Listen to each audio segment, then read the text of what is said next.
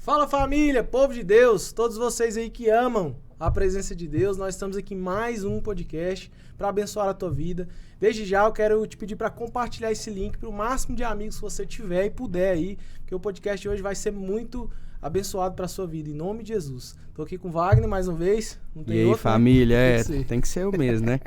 É isso aí. Hoje vai ser muito legal. A gente tá com muita expectativa no nosso pastor Ricardo Vasconcelos. Deus te abençoe. Seja bem-vindo.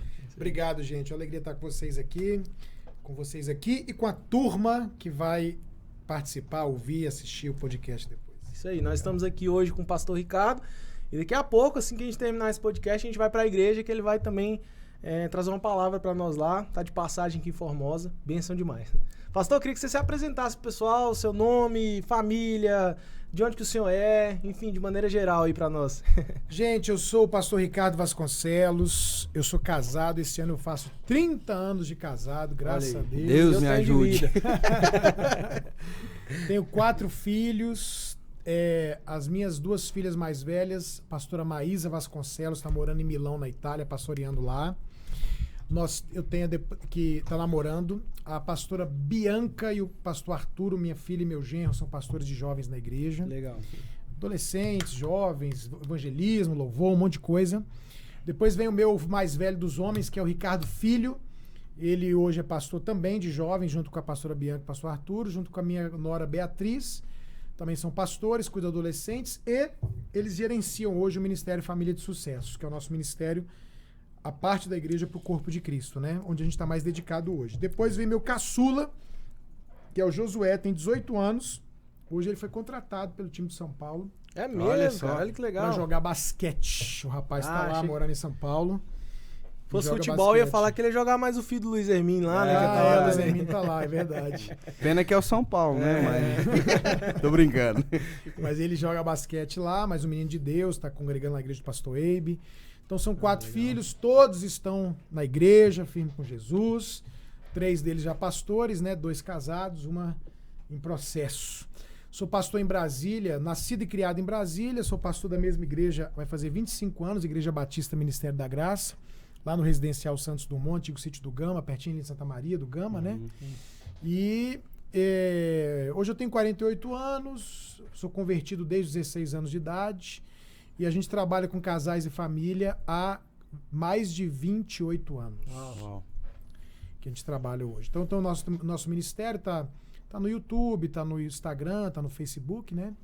E nosso chamado principal hoje nem é a igreja local. Eu tô na igreja local, prego lá, a gente participa, mas o principal hoje é atendendo as igrejas no Brasil e fora sobre família e casamento. O senhor tem uma equipe de pastores lá então, que estão mais por dentro da igreja, o senhor está vivendo de maneira itinerante. Nesses quase 25 anos, os primeiros 15 anos praticamente a gente dedicou à igreja local.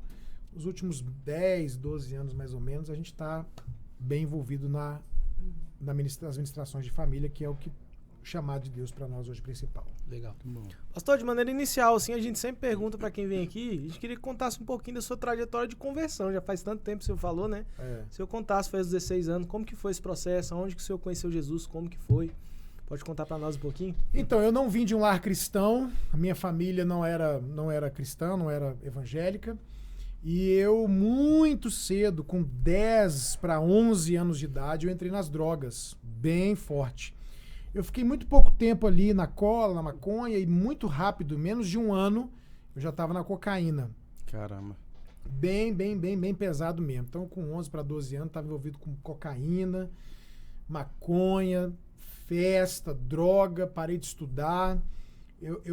A gente vivia numa época em Brasília que tinha gangues no Guará e tal, então era uma época de muita violência também, muita briga. Toda festa tinha briga com a rua de cima, com a rua de baixo, briga em todo lugar. E eu entrei nesse mundo muito cedo, né?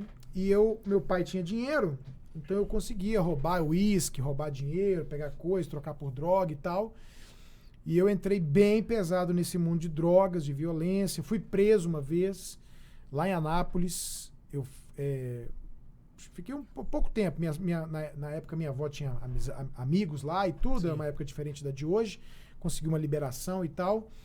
E eu vivi essa vida. Então, quando eu estava ali com 15 anos de idade, já 4 anos bem envolvido, usando droga praticamente todo dia, bebendo todo dia, Aí eu comecei a sentir mesmo assim, a necessidade, aquele vazio, aquele desespero, aquela vida, né, miserável, desgraçada. No início, quando você entra nesse mundo, é bom.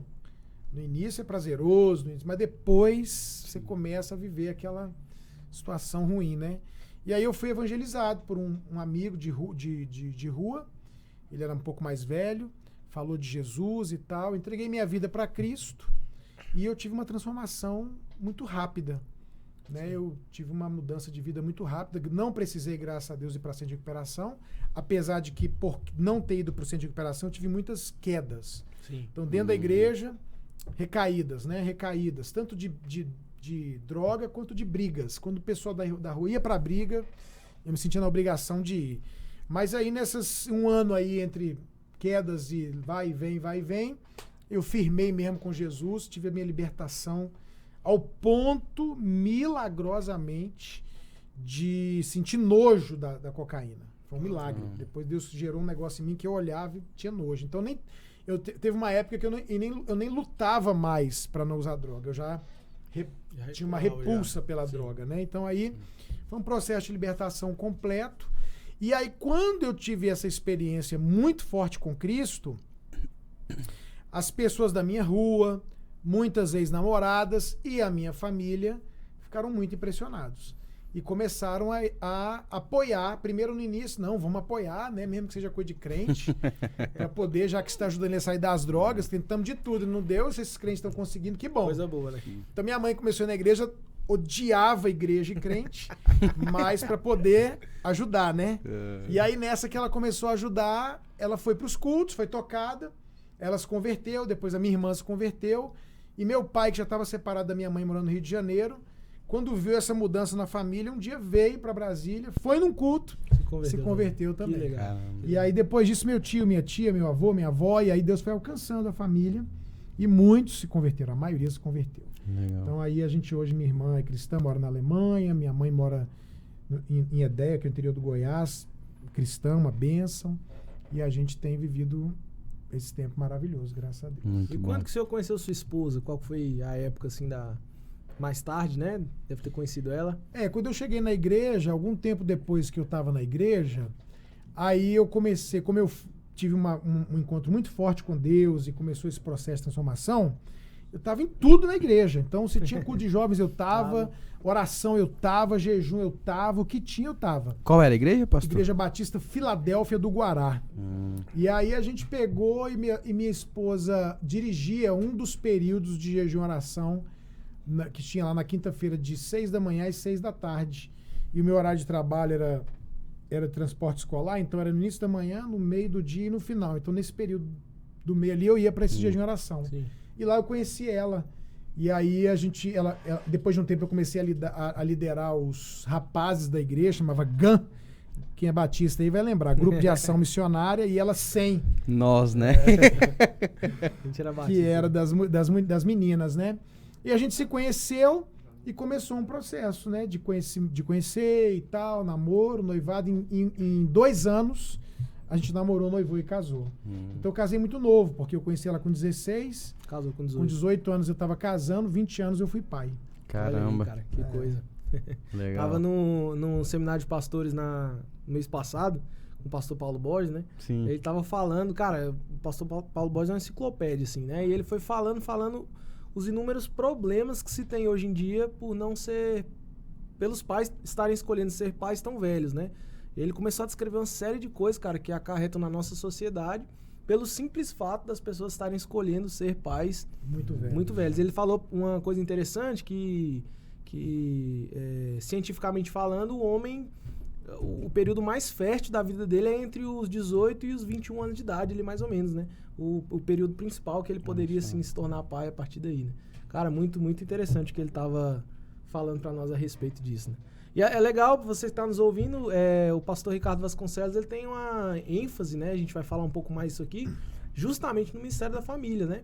E que bom que começou cedo, né? Deve ter passado muitos desafios, assim, mas tá aqui para poder contar a história hoje. E é engraçado que há 3 semanas atrás a gente gravou um podcast sobre família aqui também, né? Com a Aline.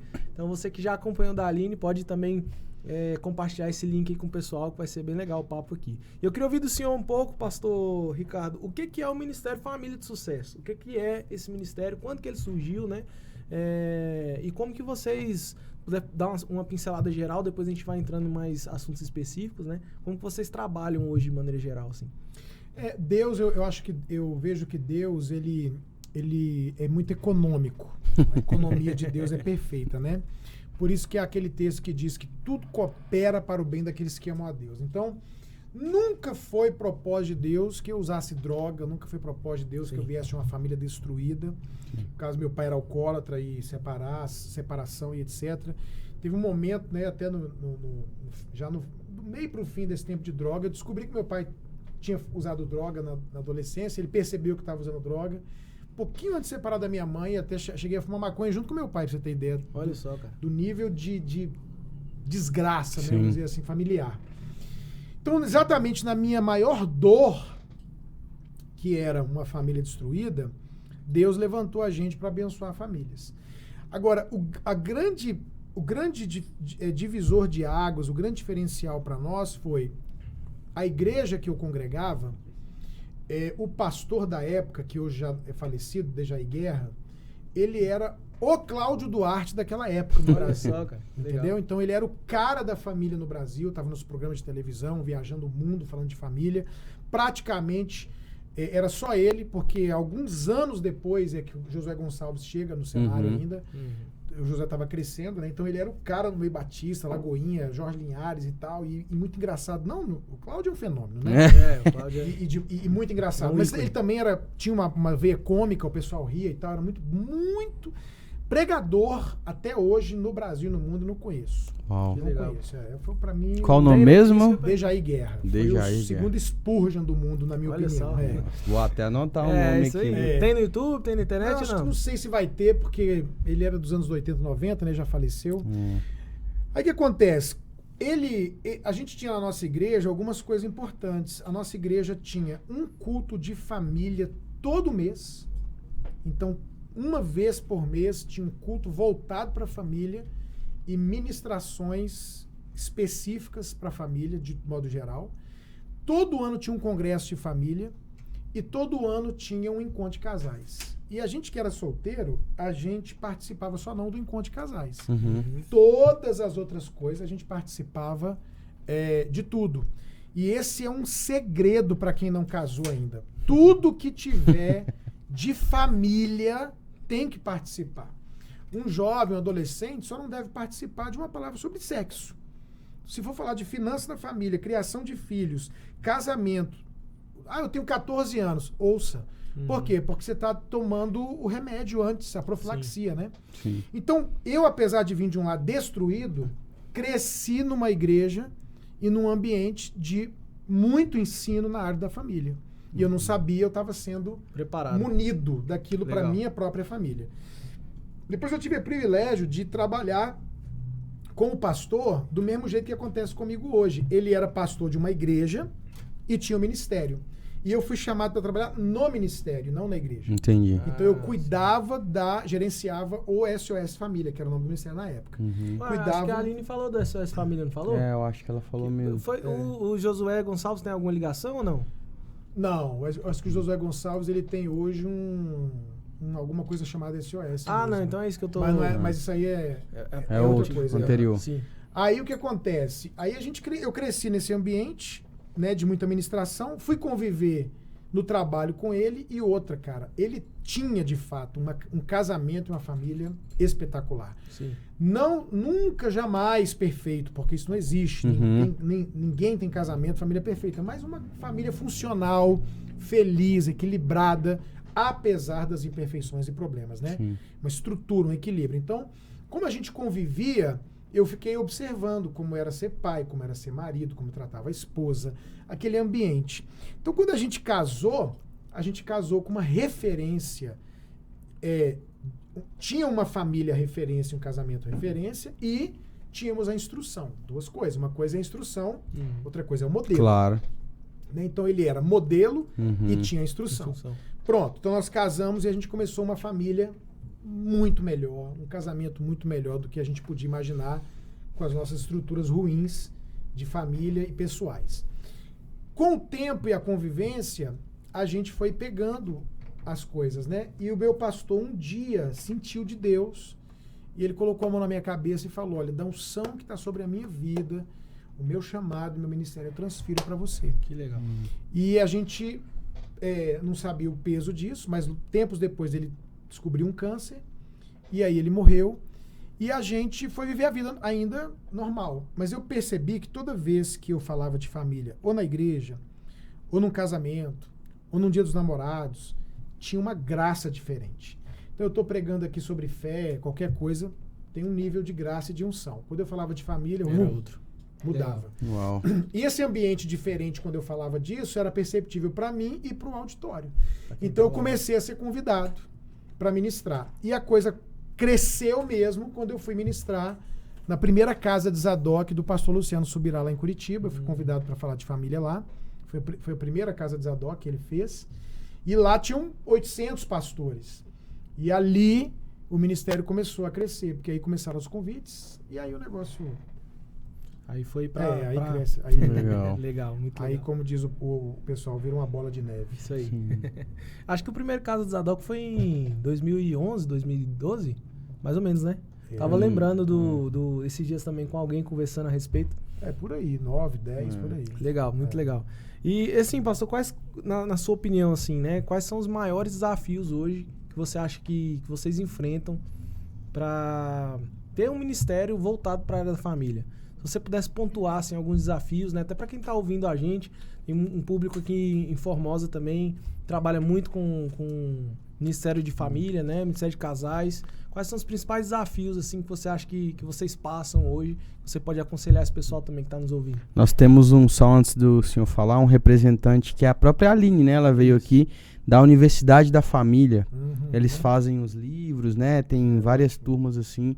E revolucionou a igreja num contexto local aqui da cidade, sabe? Muitas pessoas fazendo curso, então foi muito abençoador para nós, né? Muito legal mesmo. Ela abre, como se fossem células, né? Pequenos grupos, assim, com temas voltados só para a área da família, né? E ela faz curso, é temporário, né? Então você entra num grupo desse, aí você passa ali, sei lá, 5 meses, 4 meses, falando só sobre como cuidar de filhos, né? Outro só como a mesa da casa, como servir, é bem legal mesmo. Tem... O pessoal daqui de Formosa tem sido bem impactado por esse curso aí. Até inspirado no Casados para Sempre, que eu não sei se ainda está junto da universidade ou se separou. Eu também não... Eu não sei se ainda está a mesma coisa, enfim. Mas até inspirado no Casados para Sempre, a gente também formulou um curso nosso que acabou de sair. Olha só. Chegou a apostila tem, acho que uma semana. Legal. São 8 lições, igual desse jeito. Um grupo de 6 casais, 8 casais da casa, né? E aí você dá as lições, só que o material é nosso, né? Mas foi inspirado no Casados para Sempre, o estilo, né? De fazer grupos pequenos para ter interação e ministrar e tudo mais. Olha, a dificuldade da família, família é um negócio que envolve tudo. Envolve finanças, criação de filhos, pequenos, adolescentes, jovens. Envolve comunicação, envolve intimidade sexual, envolve conflito. Tudo está envolvido com família, né? E eu observo que existem dificuldades hoje dependendo da faixa etária. Porque há uma mudança drástica da minha geração para a geração que está chegando aí. Vamos colocar a turma que está casando hoje com 25 anos. Eles têm uma mentalidade, um estilo de viver e ser muito diferente. Então, por exemplo, para esse pessoal mais novo, o que eu vejo como um desafio hoje é eles acharem que qualquer problema é motivo para desistir do relacionamento. Parece que eles não têm um couro mais grosso para aguentar, entendeu? Os problemas que todo mundo passa, que vai passar, casamento passa, briga, dificuldade. Parece que quando tem um problema, já, eu acho que não vai dar, eu não dou conta, e já, entendeu? A turma mais antiga não tem esse pensamento de descartar tão fácil, a maioria. Mas tem uma dificuldade de comunicação muito grande. Eu vejo que o desafio número 1 das famílias hoje, de um modo geral, é a falta de comunicação ou a má comunicação. Então, por quê? Porque você imagina que todos os problemas que uma família enfrenta, qualquer coisa que você citar aí, tem que conversar para resolver. Sim. Né? Estamos com dívida, tem que sentar para conversar. Filho está dando problema, tem que sentar para conversar. Estamos tendo dificuldade na nossa intimidade, tem que sentar para conversar. Se o problema daquele casal e daquela família é a comunicação, todos os outros problemas travam. Sim. Então, depois de Jesus, a coisa mais importante para resolver numa família é a comunicação. Porque se a comunicação se resolve, você consegue resolver os outros problemas que surgem. Legal. Porque eles dependem da comunicação. Exatamente, entendeu? E eu vejo que a geração um pouco mais velha, ambos, ou normalmente um dos cônjuges, tem mais dificuldade, especialmente o homem, de entender como é que é a cabeça do homem, como é a cabeça da mulher, e de conversar. Querem resolver sem conversa, e não existe. Tem que ter conversa. Legal que não sei se você vai lembrar, Wagner, mas a gente tá comparando porque justamente algumas semanas atrás a gente teve um podcast na mesma área, né? E a Aline falou a mesma coisa, né? A Aline falou que uma das dificuldades que ela via, assim, com as famílias eram porque eles não sentavam à mesa para poder conversar a respeito dos seus problemas. E ela começou até, queria também pedir pro senhor se tivesse, se o senhor consegue fazer isso também, né? Que ela deu alguns conselhos muito práticos, né? Como, por exemplo, ela falou, lá em casa, uma vez por semana, a gente senta, todo mundo, né? Os filhos, e aí a gente fala o que tá pensando, né? A gente fala o dia que o senhor me ofendeu, a hora que o senhor me ofendeu, por que me ofendeu, né? O senhor consegue dar alguns conselhos, assim, para quem tá nos ouvindo? Porque eu fico pensando, eu mesmo aqui, né? Como quem ouve, quem tá em casa também, pode estar passando as mesmas dificuldades, né? E como que o senhor resolve isso na prática, assim? Essa questão da comunicação. Lá em casa a gente fez duas coisas, dentre algumas que eu acho que são funcionais e pode ser um start, né?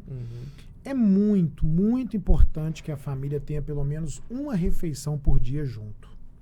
Sim. Então, ou café, ou almoço, ou janta, independente dessa loucura de horário, eu tô falando de 6 pessoas na minha casa. Né? Eu tô falando de um que tava eu vou usar o termo que eu sei usar, né? Um estava na 5ª série, o outro já estava na faculdade, horários diferentes, mas a gente almoçava, se fosse o caso, 1h30 da tarde, mesmo que um chegasse meio-dia e o outro só chegasse 1h30, mesmo que alguém comesse antes, porque estava com muita fome, mas sentava na mesa todo mundo. E ali a gente tinha um momento de conversa e comunhão. Isso é muito importante.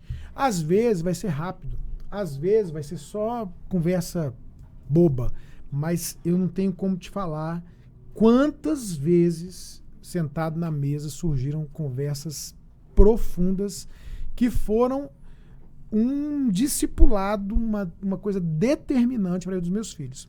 Então eu tenho 2 filhas que fizeram, uma fez publicidade e propaganda e a outra fez jornalismo.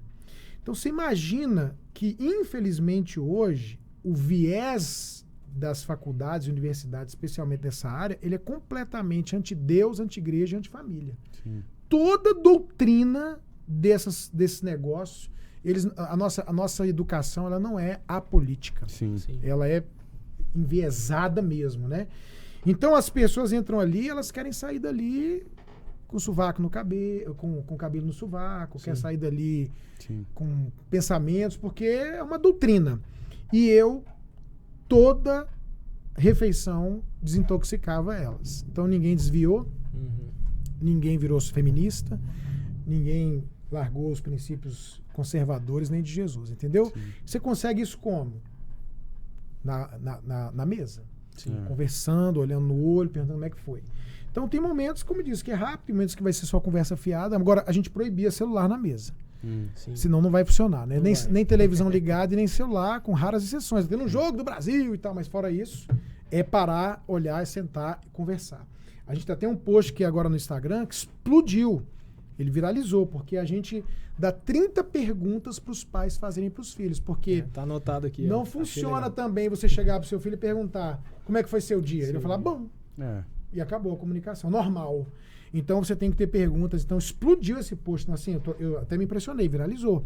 Porque são perguntas que vão fazer a comunicação acontecer. Isso tem que ser intencional. E a segunda coisa que a gente fez, muito importante para manter esse bom relacionamento, essa comunicação aberta, na nossa casa, desde que casamos, nós instituímos um dia da família. Então, na nossa casa, na nossa realidade ministerial, é quinta-feira. Dependendo da realidade escolar, o dia inteiro, dependendo um período. Mas quinta-feira a gente não faz outra coisa, a não ser estar em família. Legal. Então, por exemplo, ontem todo mundo foi lá para casa. Aí a gente vai comer uma pizza, vai assistir um filme, vai conversar, entendeu? Ou a gente vai para casa de um amigo, ou a gente vai para o shopping, ou a gente vai para o clube joga dominó, joga um jogo de imagem-ação, bate-papo, família, tá junto. Além das férias anuais, né? Então, nós sempre tiramos férias, nós sempre tivemos um dia da família, que a pessoa pode fazer no sábado, na segunda, no domingo, o que for. Um tempo, no mínimo um período em família. Às vezes não sem consegue celular, o dia todo, pega um período. Que aí vai da realidade de cada um, né? A gente já teve tempo que foi o dia inteiro, teve épocas que foi só a noite, ou só a tarde e noite, enfim. Tira aquele período e aí você dá atenção para sua família, né? Você não vai ficar olhando o celular, você não vai trabalhar, você não vai atender, você não vai responder. Família, focado, uma vez na semana. E no dia a dia, um tempo de refeição junto é muito importante. Bacana. Muito legal. Eu fico pensando muito, cara, inclusive tá anotado aqui o post das 30 perguntas, né? Você viu, né? E está escrito lá assim, 30 perguntas para você fazer pro seu filho que não seja como foi o dia na escola, né? Alguma coisa desse sentido. Isso aí bombou, lá no Instagram, @família de sucesso. E aí quando você vai ler as perguntas, são perguntas, como o senhor falou, bem intencionais, né? E eu fiquei pensando assim, cara, que coisa, né? Por que a gente tem tanta dificuldade de se comunicar com os nossos filhos hoje de maneira geral, né? Por que isso é tão importante ser tratado? Hoje por exemplo, eu tô pastoreando a igreja com meu pai, só que durante muitos anos a gente não teve comunicação. Por que isso acontece tanto dentro de casa, né? Às vezes eu lembro que eu conseguia muito mais ir na casa de um amigo meu e compartilhar minha vida com ele do que ali dentro de casa, às vezes isso não era tão possível, ou às vezes a gente dificultava um pouco esse processo, né? E o que o senhor acha, assim, pastor, por que tá tão complicado? Por que essa é uma realidade tão eminente, assim, na vida dos pais e dos filhos, né? Essa dificuldade da comunicação, onde que tá a raiz desse problema, né? Por que isso é tão generalizado, assim, a gente vê nas famílias, acho que não sei só no Brasil ou no mundo todo, né? No mundo inteiro. Olha, eu acho que tem uma questão da diferença das gerações que conta, né? O tipo de conversa, o tipo de pensamento, as diferenças. Mas a verdade é que o ser humano, ele é por natureza, por causa do pecado, egoísta. Então, a nossa tendência nós gostamos de falar, mas não gostamos de ouvir. Isso é uma coisa que não é de hoje, é de 10 mil anos atrás, se a Terra existisse há 10 mil anos atrás, né? Então, 2, 3 mil anos atrás era assim.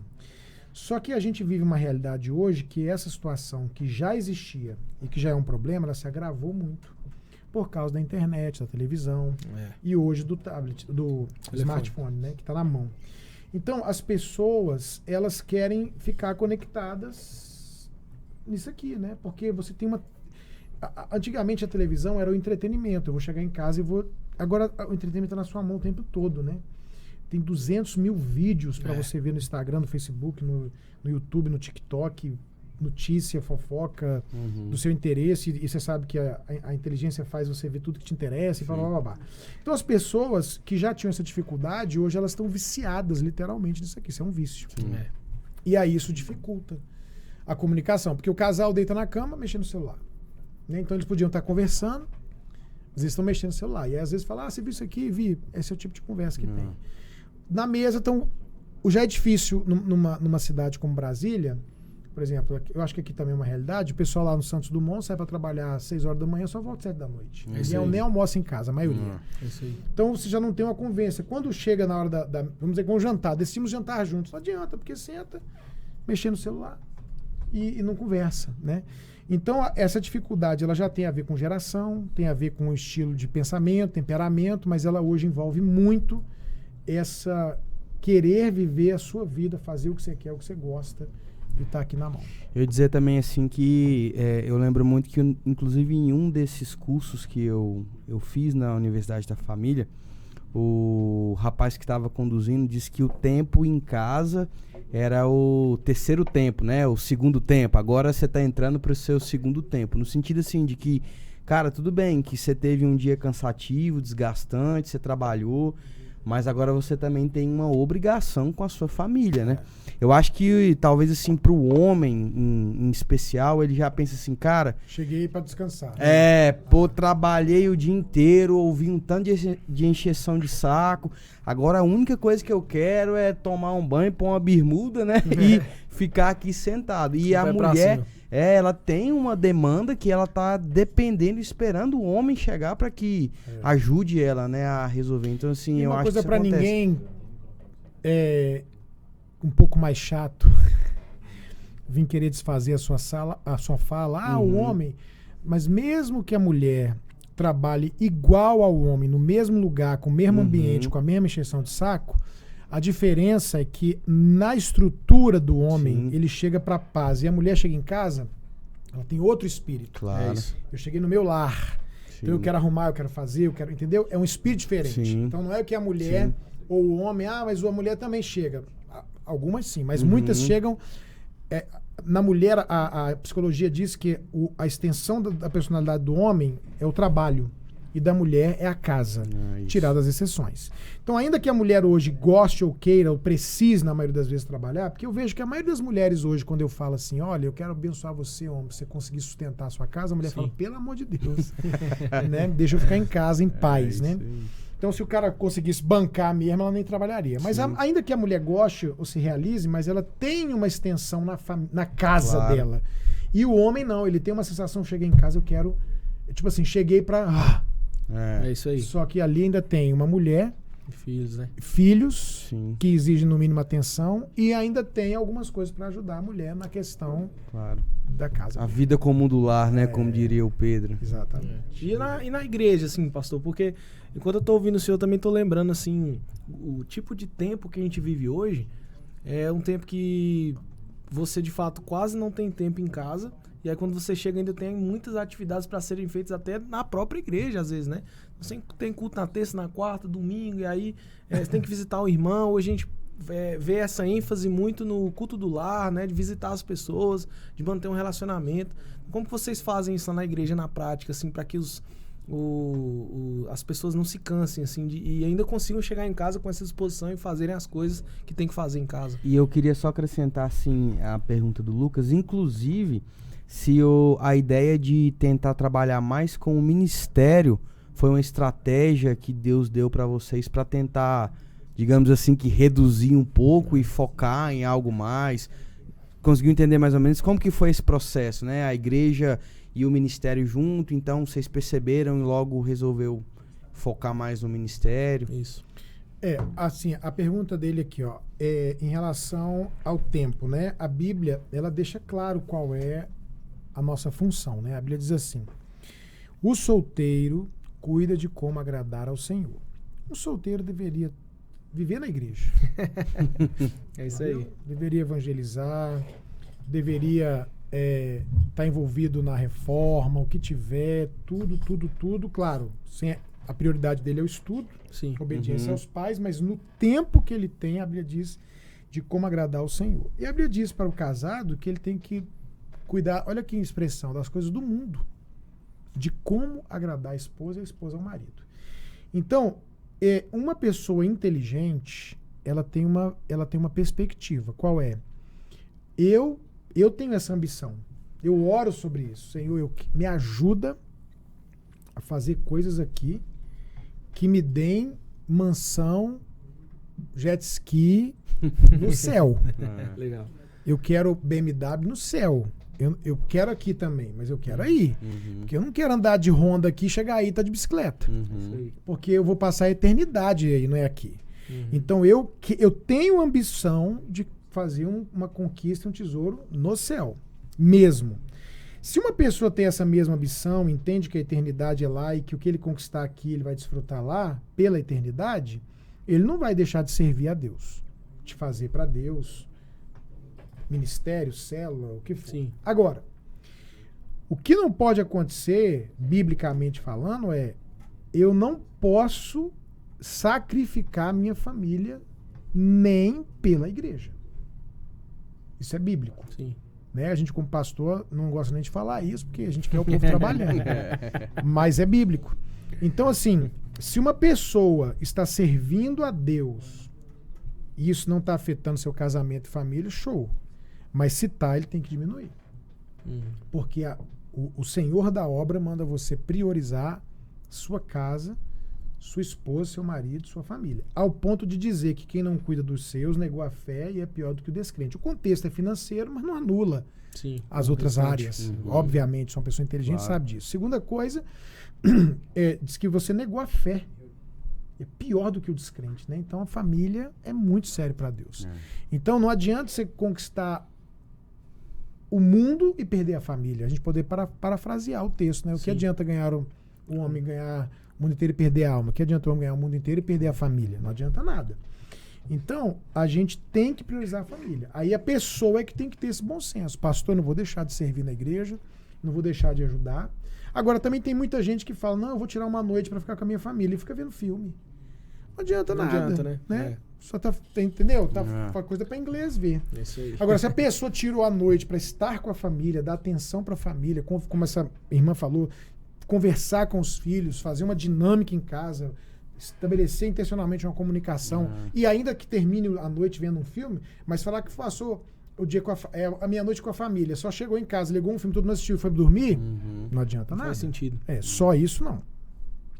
Em relação ao ministério, a gente sentiu de Deus esse chamado e a gente diminuiu o ritmo na igreja local exatamente sabendo que de 3 coisas, uma é sacrificar. Entendi. Ou a gente sacrifica a igreja, ou o ministério, ou a família. Família eu não ia sacrificar. Até porque como é que eu vou falar de família de sucesso se minha família não for um sucesso, né? Aí eu perco a autoridade. A gente já tinha edificado uma igreja, né? 15 anos, 15 anos. E tinha uma liderança, um grupo que está lá até hoje com a gente. Então, a gente sentiu, teve direção dos nossos líderes, de Deus, nosso coração, de dedicar a família de sucesso. Então, hoje a nossa dedicação é família, família de sucesso e igreja, nessa prioridade. Legal. Não deixamos de atender a igreja, mas não é a prioridade hoje, como já foi há anos atrás, por uma direção de Deus. Bacana. Legal. Tem outra pergunta aqui que eu salvei também, lá dos posts de vocês também, lá do Família de Sucesso. Tem um lá que está intitulado assim, ó: não quero trair e não quero ser traído. A ideia que vocês trouxeram lá, a ideia de que o adultério ele não é evidenciado só no ato, né, mas ele começa muito antes. E eu queria que você falasse um pouquinho a respeito disso também. Quando que começa o adultério? Quando que começa o aspecto assim, do divórcio, né? Quando que começa essas dificuldades, essa falta de afinidade do casal a ponto, às vezes, de chegar em um adultério, em um divórcio, por assim dizer? Eu vou aproveitar essa pergunta sua, porque a gente teve lá esse vídeo viralizou, né? Ele está com mais de 1.300.000 acessos. E muita gente, mas muita gente comentando assim, traição é questão de caráter. Eu fiquei pensando, gente, se o problema da traição é caráter, qual problema não é caráter, né? Então roubo é caráter, mentira é caráter, pecado é caráter. Então todo mundo é mau caráter, porque todo mundo peca, né? É isso aí. Então, uma coisa que a pessoa que comenta essas coisas não parou para perceber, primeiro, que aquilo ali é um trecho de 1 minuto de uma mensagem de 1 hora. Que tem um contexto, né? Sim. A segunda coisa é que eu começo dizendo, até nesse vídeo curto tem essa explicação, que para pessoas de Deus e não pessoas mau caráter. Porque o mau caráter no sentido literal é aquele que quer fazer, está premeditado fazer, que não vê problema em fazer. É um vagabundo. Sim. O vídeo tem um objetivo, e essa mensagem, tem um livro sobre isso também, até o prefácio do pastor Luciano Subirá, foi o primeiro livro que eu escrevi, que é esse, Como Evitar e Vencer o Adultério, Não Quero Trair, Não Quero Ser Traído. O objetivo dessa mensagem é exatamente para pessoas de caráter, que não querem fazer isso. Sim, sim. Elas não querem. E por que pessoas cristãs, de Deus, que amam, fazem? Se não querem, né? Se não querem. Não é minha intenção, não foi meu objetivo, nunca imaginei que fosse fazer, e o outro dizendo, nunca imaginei que isso fosse acontecer. Então foi isso que Deus me falou. Por que isso acontece nesse ambiente? Então, o que acontece é o seguinte, as 2 maiores razões de traição nesses quase 30 anos trabalhando com casais primeiro, número 1, na ordem, número 1, são as pessoas que acham que não vão trair. Todo mundo que elimina a possibilidade de algo acontecer, ele cometeu um erro, ele baixou a guarda. Sim. Se você acha que não vai ser assaltado, você anda livre, né? Muito livre. Anda desligado, não tranca o carro, E essa falta de vigilância pode ser um problema. Sim. Porque se eu ando, né? Quem morre afogado normalmente? Quem sabe nadar. É isso aí. Quem não sabe nadar não se arrisca. Se arrisca quem sabe nadar. Quem bate carro fatalmente? Quem corre. Quem dirige bem. Quem dirige mal só arranha o carro, mas não morre. É isso aí. Entendeu? É isso aí. Então, quando uma pessoa pensa assim, não, eu sou crente, eu sou um homem de Deus, sou uma pessoa séria, eu já ouvi centenas de vezes pessoas dizendo as duas coisas, eu nunca pensei que fosse fazer, eu nunca pensei que fosse viver. Foi o seu erro. Quando você achou que seu marido era um anjo, quando você achou que sua esposa era um tipo de ser que não pode acontecer, sendo que nós temos milhares de pessoas muito mais crentes, santas, de Deus, famosas, que caíram. Sim. Entendeu? A Bíblia, a instrução bíblica nunca foi essa, sempre foi aquele que pensa está de pé, cuidado para que não caia. A instrução é vigiar e orar, não é só orar. Né? A instrução é se cair, levanta. Então, então a instrução de Deus é fugir das paixões da mocidade, não é enfrentar. Então as pessoas eliminam essa possibilidade. Quando não elimina essa possibilidade, não precisa ser paranoico, eu só posso pensar, isso pode acontecer. Se pode acontecer, deixa eu ficar alerta. Para mim e para ela. E ela para ela e para mim. E a segunda maior razão de queda é a insatisfação sexual. Quando um dos cônjuges ou ambos não estão satisfeitos sexualmente, é uma porta violenta para o adultério. O apóstolo Paulo fala isso em 1 Coríntios capítulo 7. Se há incontinência, se há falta de suprimento sexual, ele diz, cuidado para Satanás não entrar no casamento de vocês. Então, uma pessoa de Deus cai nisso, ela começa, como eu falo no vídeo, com uma queda de alma. Antes do ato sexual físico, acontece uma queda emocional. Então, eu conheço alguém, eu não estou bem no meu casamento, ou não estou suprido sexualmente, acho que não vou fazer isso nunca, o cônjuge acha que nunca vai acontecer, e até dentro da igreja começa uma amizade.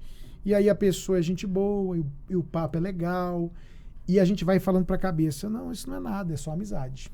Até dentro da igreja, né? Até dentro da igreja. No trabalho. Aí daqui a pouco você tá almoçando com um monte de amigos do trabalho, mas você tá sozinho com essa pessoa aqui batendo papo. Daqui a pouco você tem coragem de sair para comer só você e ela.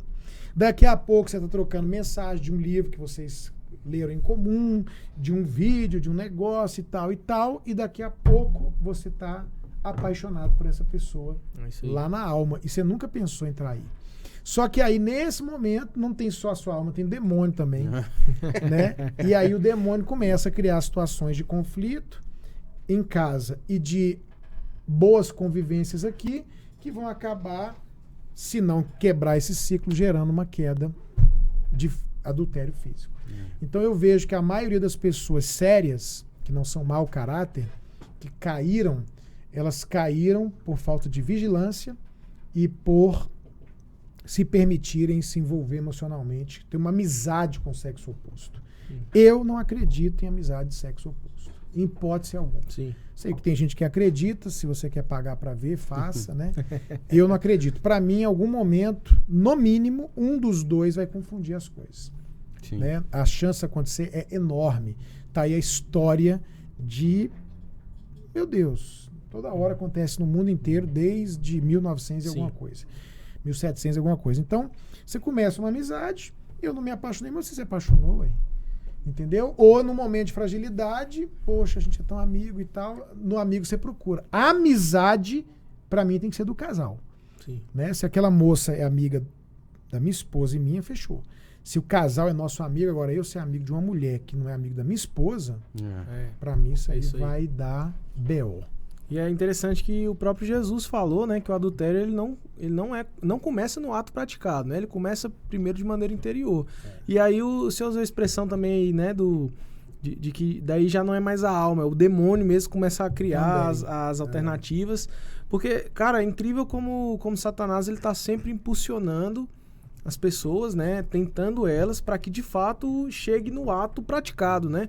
E eu ia perguntar pro senhor assim se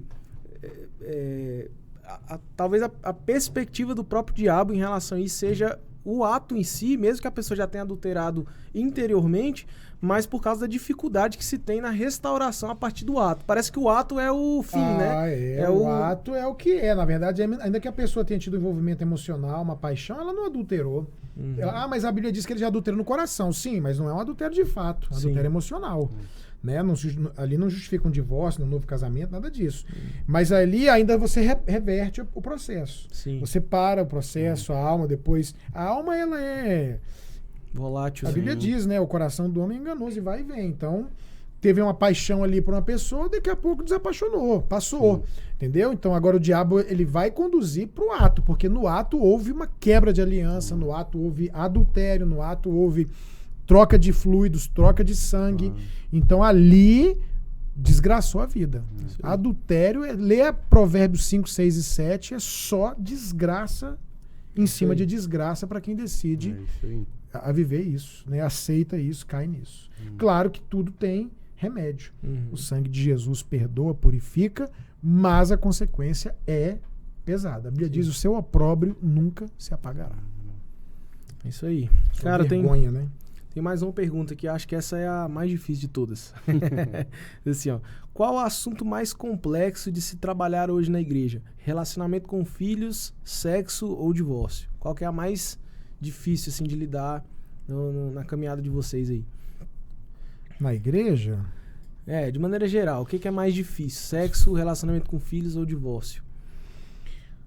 Olha, os filhos não é difícil. É difícil o que o pai pode estar vivendo, mas tratar do assunto é fácil. A maioria não tem dificuldade de ouvir instrução sobre criação de filhos, aceita bem, assimila a maior parte da instrução, às vezes não concorda com uma coisa ou outra, enfim, né? Os outros dois, eu diria que o mais difícil é o sexo. Por quê? Porque o divórcio, na igreja de um modo geral, infelizmente, a maioria dos pastores não trata, não ensina. Não é comum um pastor de igreja local ensinar sobre divórcio na igreja local. Não é comum, é muito difícil.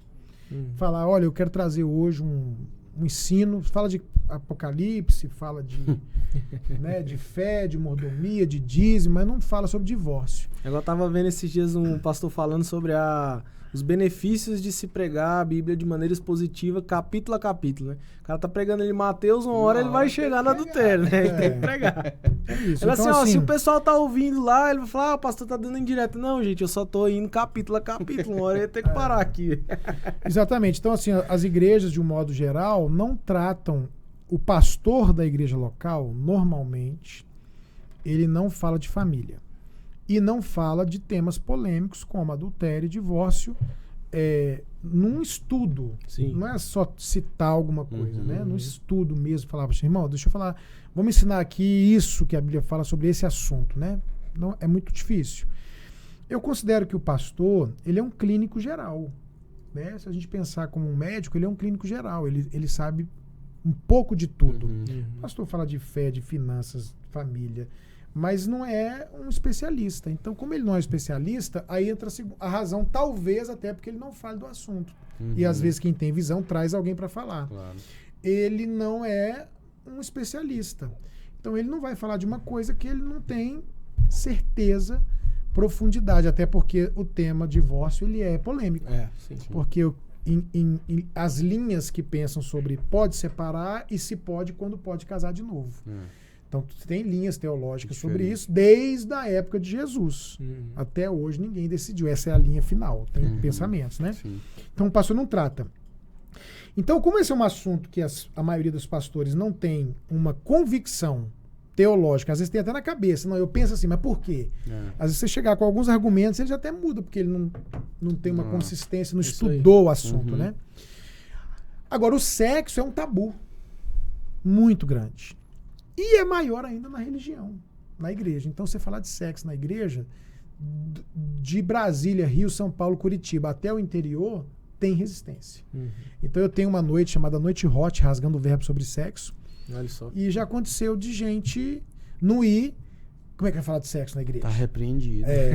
Teve um cara que anunciou na rádio no Nordeste, Macapá. Ele anunciou, gente, olha o anúncio do cara. Gente, tal dia o pastor Ricardo Vasconcelos vai estar na igreja tal ele vai estar fazendo uma noite hot, rasgando o verbo sobre sexo, tratando de assuntos da intimidade sexual de casais cristãos e tal. Ele foi expulso da rádio. É mesmo? Por causa desse anúncio.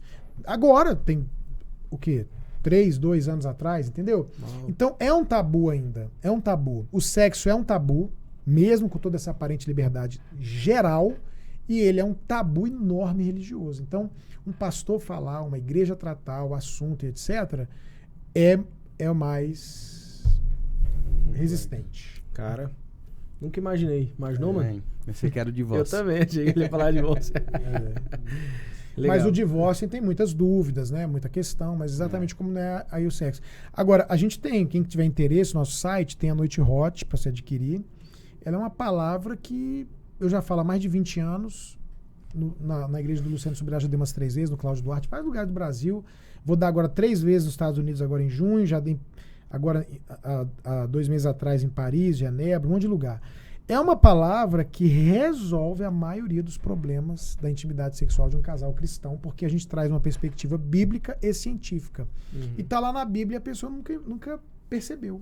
Claro, sem, não deixa dúvida. Não dá para você ouvir e falar, não, mas como de repente, não, eu sou pré, eu sou pós, o divórcio tem essa linha, tem aquela. Não, do sexo não tem como. Tá escrito, tá claro, é bíblico, Deus fala, quem criou foi ele, é maravilhoso, tem problema, tá resolvido, biblicamente falando. Legal. Né? Perspectiva científica e bíblica. Então, a Noite Hot é muito show, te dá direto, mas eu vejo que até a gente terminar, aí quando termina todo mundo, não, graças a Deus, que bom, resolveu, ajudou.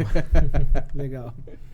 Vamos caminhando pro final aqui, pastor. Eu queria que você falasse um pouco mais aí. O senhor falou já, mas a plataforma do curso é digital. Você consegue tudo pela internet ali, participar desses cursos que você faz. Queria que você falasse um pouquinho também dos livros, né? A gente vai ter, inclusive, lá os livros para vender na igreja hoje, né? Vai ter. Então, se vocês também quiserem, a gente vai estar lá na igreja vendendo. E falasse um pouco de maneira mais geral nesse sentido. A gente tem hoje uma direção de Deus de investir mais forte no online. Sim. Eu nunca investi no online, assim mesmo. A gente tentou uma vez, uma coisa, mas assim, falar, vou entrar? Não, nunca entramos mesmo 100%. Porque há muita agenda, muita viagem, muito compromisso, e a gente ficou nisso. Então, as redes sociais foram tendo um crescimento pequeno, orgânico. Né? A gente nunca botou dinheiro, essas coisas assim, a não ser no momento lá na época do coronavírus que a gente ficou online e a gente deu investida, mas fora isso, não. Então a gente tem hoje 100 e poucos mil seguidores no Instagram, 50 e poucos mil no YouTube, perto de 50 mil no TikTok, Facebook, sei lá, 150 mil. Não é uma coisa assim, uau, entendeu? Para os anos que a gente trabalha. Mas aí o que acontece? A gente percebeu que no online a gente atinge milhões de pessoas. É isso aí. E se eu ficar viajando todo dia, um ano, eu não vou atingir o mesmo número. Nem 100 mil, nem 200 mil pessoas. É né? Então a gente decidiu que tem que colocar no online mesmo. Né? Então a gente vai começar agora. Eu tive uma reunião hoje, inclusive, com uma agência de Belo Horizonte. E a gente vai disponibilizar vários cursos online. A gente vai disponibilizar sobre comunicação, vai disponibilizar sobre finanças, todas essas áreas que são difíceis na família, né? Hoje, a pessoa já tem várias coisas que ela consegue adquirir gratuitamente ou comprando.